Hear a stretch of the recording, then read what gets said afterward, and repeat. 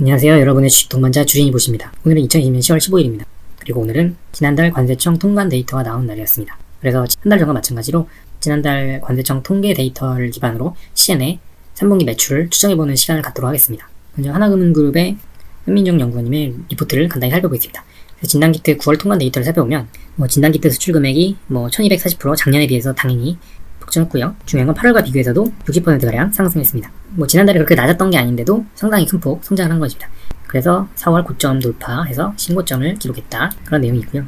그래서 8월과 9월에 더욱 증가한 이유는 주요 수출지인 유럽에서 휴가 이후 신자 급증, 추운 계절이 오면서 팬데믹에 대한 우려가 커졌기 때문에 이렇게 증가를 이어가고 있는 것으로 분석을 해주셨습니다. 그래서 CN의 소재지인 서울시 송파구 진단키트 수출액도 8월보다 50% 가까이 증가를 했는데요. 그래서 지난달처럼 오늘도 이 내용을 자세히 살펴보면서 CN의 3분기 매출을 추정해 보겠습니다. 그래서 3분기가 7월, 8월, 9월이기 때문에 오늘 나온 9월 데이터를 바탕으로 조금 더 정확하게 3분기 매출을 추정해 볼 수 있을 것 같습니다. 그래서 지난번처럼 CN 홈페이지를 들어가서 메뉴 중에 IR 이벤트 공고를 보겠습니다.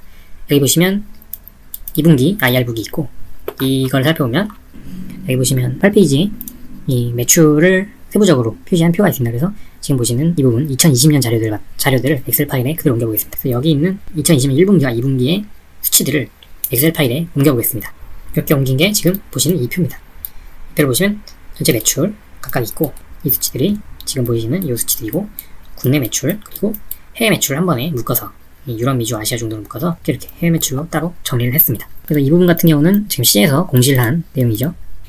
자, 그 다음 수출 금액은 여러분 네이버에서 수출입 무역 통계로 검색을 하시면 첫 번째 보이시는 이 유니패스 이 관세청 홈페이지로 들어갈 수 있습니다. 그래서 무역 통계 조회에서 지역별 무역 통계에서 품목별 수출입 실적을 확인할 겁니다. 그래서 진단키트라는 품목에 대한 수출입 실적을 시즌에 소지한 서울시 송파구를 기준으로 한번 알아보기 위해서 이 메뉴를 들어가는 겁니다. 그럼 이런 화면이 나타나는데요.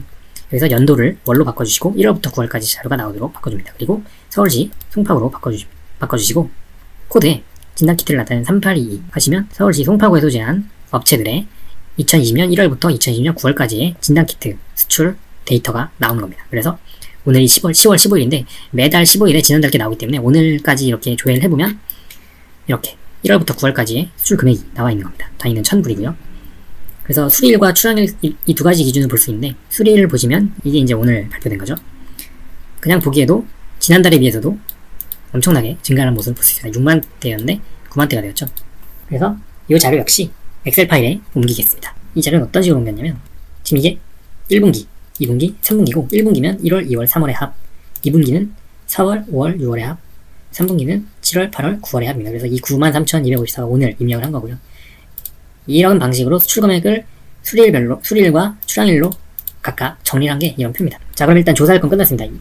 시즌이 공시한 실제 1, 2분기 실적 자료, 그리고 관세청 통계로 오늘까지 나온 1, 2, 3분기 수출 금액, 이 두 가지 자료는 팩트입니다. 그래서 이걸 가지고 추정을 할 건데, 어떻게 추정을 할 거냐면, 먼저 이 수출 금액을 단위가 1000불이었잖아요. 그래서 이거를 단위를 원으로 바꿀 겁니다. 100만원 단위로 바꿀 겁니다. 그래서 100만원 단위로 바꾸고, 이 100만원 단위로 바꾼 이유는 여기 시젠에 공시되어 있는 이 수치들이 단위가 100만원이기 때문입니다. 그래서 이 달러를 이 원화로 바꾸고, 이 원화로 바꾼 금액을 1분기, 2분기 실제 매출과 비교해보면서 어느 정도 배율의 차이가 있는지, 그래서 그 배율을 알아낸 후에 그 배율로 여기 나온 3분기 수출 금액을 해외 매출로 역으로 전환하는 것이죠. 그래서 이 최종 3분기 매출을 추정하는 그런 과정을 진행해 보겠습니다. 자, 먼저 여기 있는 수출 금액을 원화로 바꾸려면 환율을 곱해야 됩니다. 그래서 환율을 조사해 본 게 최근 1년간의 환율이 이런 식으로 되거든요. 그래서 평균 환율을 각각 분기별로 계산했습니다. 그래서 여기 3분의 1 지점부터 이만큼이 1분기, 그 다음 2분기, 3분기 이렇게 되겠죠. 그렇게 해서 평균적인 환율을 추정한 게 이렇게 됩니다.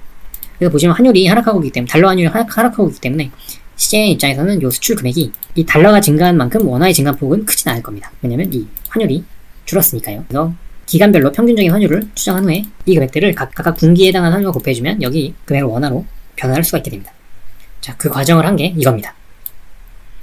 여기 있는 이 수치는 여기 1분기 수리일 기준 수출 금액 곱하기 평균 환율 한 걸 100만원으로 환산한 겁니다. 다시 말해서 아까 말씀드렸듯이 여기 있는 달러를 여기는 원화로 바꾼 겁니다. 단위는 100만원이 됐고요. 여기부터는 추정치인데, 이게 왜 추정치가 되냐면 여기 환율이 평균 환율이기 때문입니다. 그래서 이 평균 환율부터 오차가 생기기 시작하는 거죠. 여기까지 있는 그대로 데이터를 가져온 건데, 이 환율을 평균 환율을 곱하면서 여기부터 오차가 발생합니다. 그래서 어쨌든 오차를 최소화하기 위해서 평균 환율을 적용했고요. 그래서 이 수출 금액이 해당 분기 해외 매출에 어느 정도 비율을 차지하는지 계산해 보겠습니다. 그래서 지금의 시즌의 매출을 최대한 보수적으로 계산을 하는 게 목표이기 때문에, 그래서 수출 금액 출항일 기준으로 계산해 보면 1.84 정도를 곱할 때 해외 매출이 나오고 1.44 정도를 곱해야 해외 매출이 나옵니다.